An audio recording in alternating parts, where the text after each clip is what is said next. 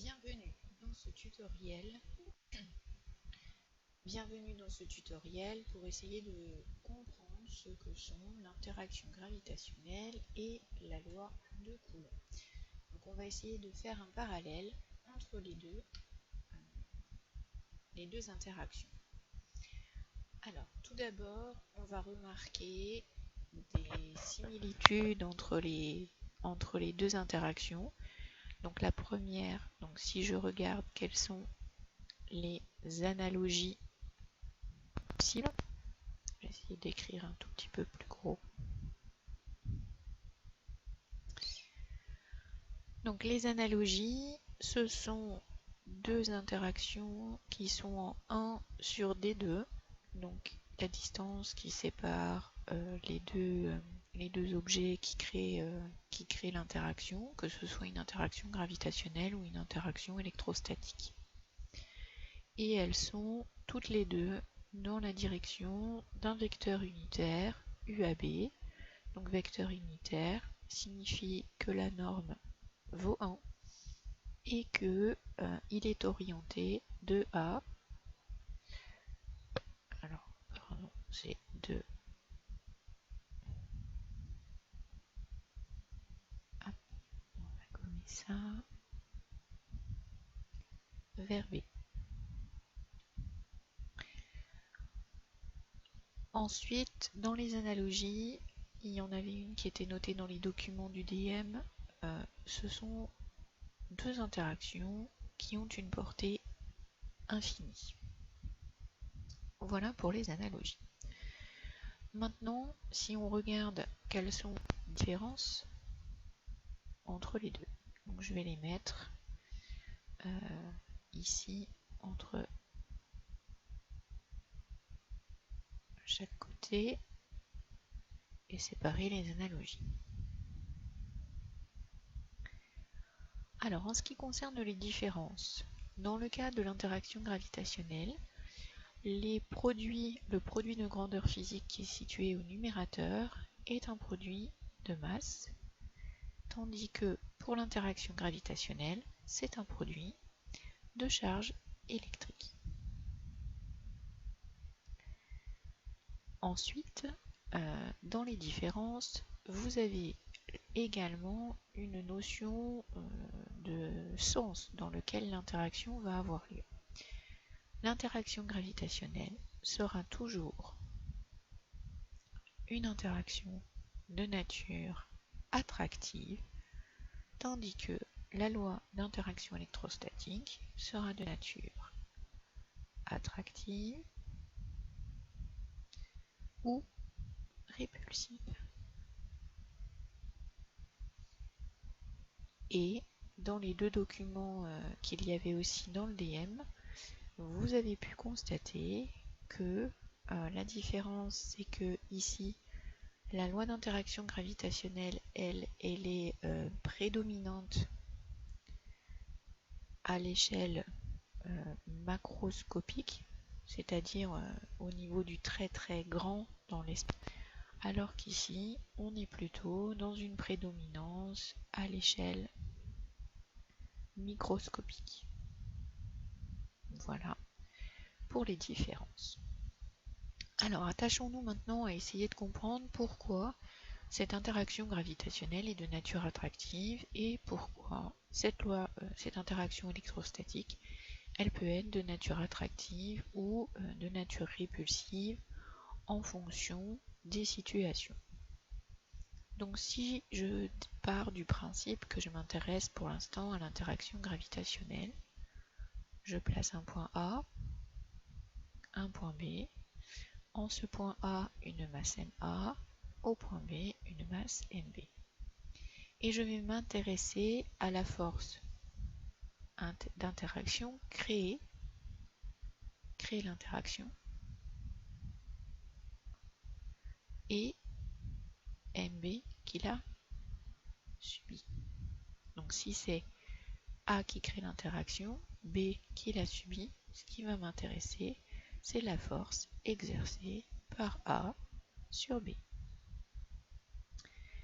Cette force exercée par A sur B, elle vaut, je reprends le tableau, moins G, MA, MB sur D2. G, MA, MB et D au carré sont des grandeurs qui sont positives. J'ai un signe moins devant, ce qui veut dire que la force exercée par A sur B sera dirigée selon moins UAB. Alors rappelons-nous, le vecteur UAB, il est de norme 1 dirigé de A vers B. Donc si je trace la droite AB, le vecteur unitaire UAB, il est comme ceci. Sa norme vaut 1, il est dirigé de A vers B. Si f de A sur B est selon moins UAB, alors la force exercée par A sur B sera dessinée comme ceci. Si la force exercée par A sur B est dans cette direction, cela signifie que on a la masse MA placée en A qui attire la masse MB placée en B, puisque la force va de B vers A, donc cette force je tire B vers A. Donc on a bien ici une force de nature attractive. Intéressons-nous maintenant à la loi de l'interaction électrostatique. Je suis dans la même entre guillemets situation, j'ai un point A. En ce point A, je place une charge QA et en ce point B, je place une charge QB. Je relie A et B et j'ai un vecteur unitaire UAB qui va de A vers B. Pardon. Alors j'ai plusieurs possibilités. Je vais m'intéresser au cas où QA est positif et QB est négatif. Et je vais dessiner, là encore, je vais m'intéresser à la force créée par la charge placée en A, donc par QA, sur QB. Donc c'est F exercée par A sur B. C'est comme ça que se lit cette écriture, la force exercée par A sur B. Et on est en grandeur vectorielle, donc je mets une flèche au-dessus. Comment va être calculée cette valeur? Je me reporte au tableau, la constante K multipliée par le produit des deux charges. Or, puisque QA est positif et QB est négatif, le produit des deux, QA, QB, va être négatif. Puisque QA fois QB est négatif, la force sera selon moins UAB. Donc dans ce cas, on aura F de A sur B dessiné comme ceci, qui sera bien ici une force attractive. Si maintenant je m'intéresse en changeant de couleur à plaçons une charge positive en B, je m'intéresse toujours à F de A sur B, QA est positif, QB est positif, le produit des deux donnera un résultat positif, donc F de A sur B sera selon U AB, et dans ce cas-là, nous aurons une force répulsive. F de A sur B. Alors je devrais le dessiner exactement de la même longueur puisque je n'ai pas décidé de changer les valeurs de QA et de QB, mais vous constatez que je suis un peu limité par la zone d'écran qui est la mienne.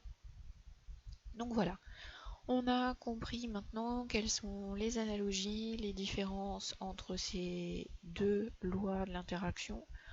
On voit qu'il y a des choses qui se ressemblent, le 1 sur D2 à chaque fois. Quand je parle d'interaction gravitationnelle, je fais un produit de masse au numérateur. L'interaction électrostatique, c'est un produit de charge en coulomb. Et j'ai toujours une constante qui est devant. La différence, c'est que pour l'interaction gravitationnelle, j'ai un signe moins, de manière à ce que mon interaction soit toujours une interaction attractive.